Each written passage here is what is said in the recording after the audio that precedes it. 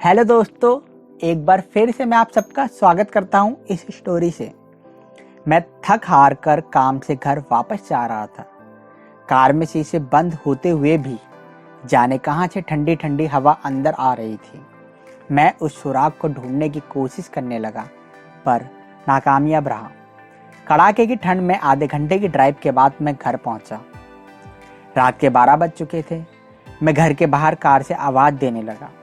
बहुत देर हॉर्न भी बजाया, शायद सब सो चुके थे। 10 मिनट बाद खुद ही उतरकर गेट खोला। सर्द रात के सन्नाटे में मेरे जूतों की आवाज़ साफ सुनी जा सकती थी। कार अंदर का जब दोबारा गेट बंद करने लगा, तभी मैंने देखा एक 8 से 10 साल का बच्चा अपने कुत्ते के साथ मेरे घर के सामने फुटपाथ पर सो रहा है।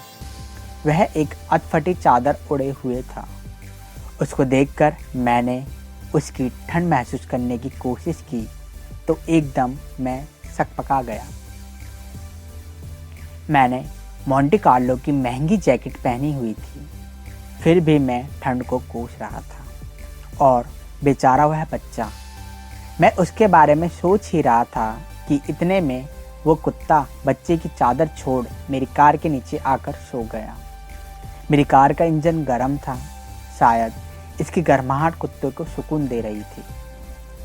फिर मैंने कुत्ते को भगाने की बजाय उसे वहीं सोने दिया और बिना अधिक आहट किए पीछे का ताला खोलकर घर में घुस गया।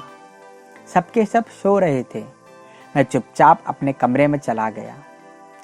जैसे ही मैंने सोने के लिए रजाई उठाई, उस लड़के का ख्याल मन में आया। सोचा, मैं कितना स्वार्थी हूँ। मेरे पास बहुत सारे कंबल, चद्दर, रजाई सब थे, पर उस बच्चे के पास एक फटी हुई चादर भरी थी। फिर भी वह बच्चा उस फटी चादर को भी कुत्ते के साथ बांटकर सो रहा था, और मुझे घर में फालतू पड़े कंबल और चादर भी किसी को देना गवारा नहीं था। यही सोचते सोचते ना जाने कब मेरी आंख लग गई और मैं सो गया।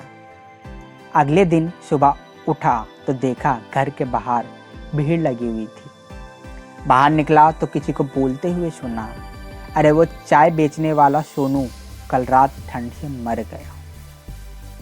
मेरी पलकें कांपी और एक आंसू की बूंद मेरी आंख से छलक गई। उस बच्चे की मौत से किसी को कोई फर्क नहीं पड़ा। बस वो कुत्ता अपने नन्हे दोस्त के बगल में गुमसुम बैठा था, मानो उसे उठाने की कोशिश कर रहा। अगर कल रात मैं उसे कंबल दे देता तो शायद आज वो मेरे सामने जिंदा होता।